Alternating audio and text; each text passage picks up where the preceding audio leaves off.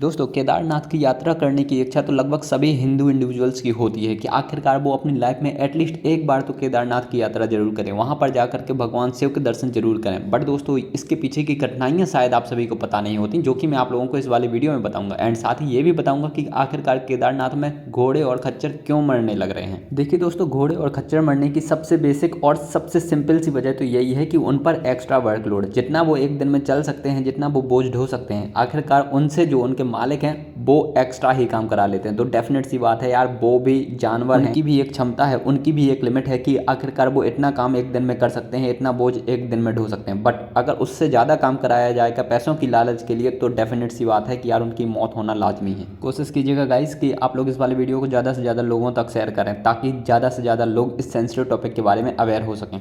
वैसे दोस्तों, पूरी चीज़ें अगर मैं आप लोगों को डिटेल से बताऊं तो केदारनाथ की यात्रा स्टार्ट होती है अप्रैल में, और इस साल ये अप्रैल के 24 से 25 अप्रैल के आसपास से स्टार्ट हुई है। और जनरली 6 से 7 मंथ के लिए ये यात्रा ओपन होती है। बाकी टाइम में यहाँ पे बर्फबारी होती रहती है, तो ये यात्रा के लिए बंद रहता है। यहाँ पर कोई भी इंडिविजुअल्स अलाउड नहीं होते। और कहा जाता है कि 6 महीने के लिए केदारनाथ धाम बंद रहता है, उन 6 महीने में भी यहाँ पर रेगुलर आरती होती रहती है, यहाँ पर रेगुलरली घंटियों की आवाज़ सुनाई देती रहती है। तो ये केदारनाथ यात्रा की मान्यता है, केदारनाथ धाम की मान्यता है। इसी वजह से सभी इंडिविजुअल्स यहाँ पर आना चाहते हैं, एक बार दर्शन करना चाहते हैं। बट दोस्तों, मान लीजिए कि अप्रैल मंथ में आपने भी यहाँ पे जाने का प्लान किया, मैं मान के चल रहा हूँ कि आपने जाने का प्लान किया, तो यहाँ पर आप लोग एक लिमिट तक तो गाड़ी या फिर अपने साधन से जा सकते हैं। बट दोस्तों, यहाँ के बाद भी आप लोगों के पास ऑलमोस्ट 16 से 17 किलोमीटर ऐसे रहते हैं जो कि आप लोगों को पैदल ही तय करने पड़ेंगे।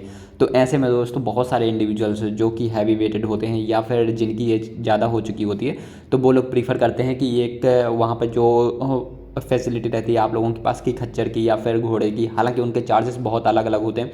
मैंने यहाँ पे चार्जेस आप लोगों को स्क्रीन पे शो कर रखे हैं कि लगभग 20 किलोमीटर के आसपास का आप लोगों को 2500 रुपये लग जाता है। तो पर किलोमीटर का आप लोगों को ऑलमोस्ट 100 से ज़्यादा चार्जेस देना पड़ता है, घोड़े हो या खच्चर हो।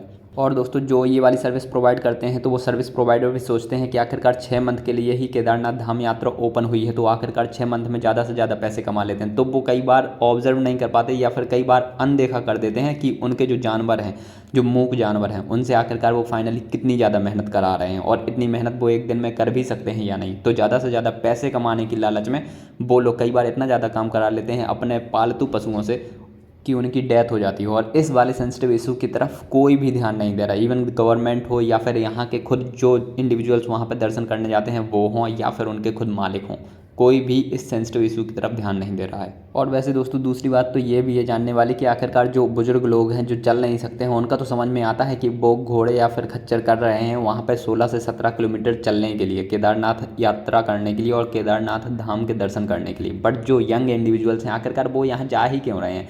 वो तो इसे एक टूरिस्ट डेस्टिनेशन की तरह यूज़ करने लग रहे हैं। अगर आप केदारनाथ धाम जा रहे हैं तो वहाँ पे आप पीस के लिए जा रहे हैं, तो डेफिनेटली यार उतनी क्षमता आप में होनी चाहिए कि आप 16 से 17 किलोमीटर तय कर सकें।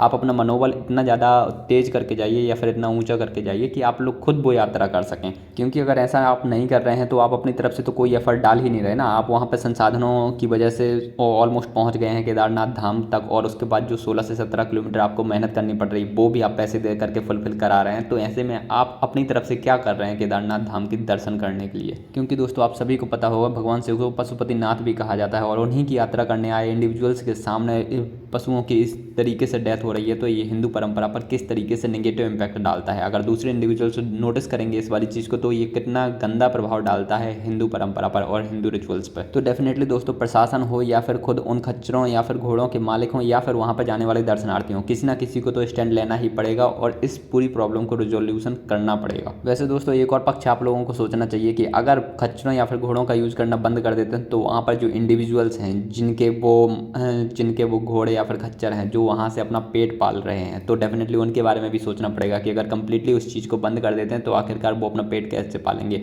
उनकी आजीविका कैसे चलेगी। तो अगर आप लोगों के पास कोई प्रॉपर रिजोल्यूशन है, प्रॉपर सॉल्यूशन है, तो आप लोग डेफिनेटली वो वाला सॉल्यूशन कमेंट में लिख करके जरूर बताइएगा।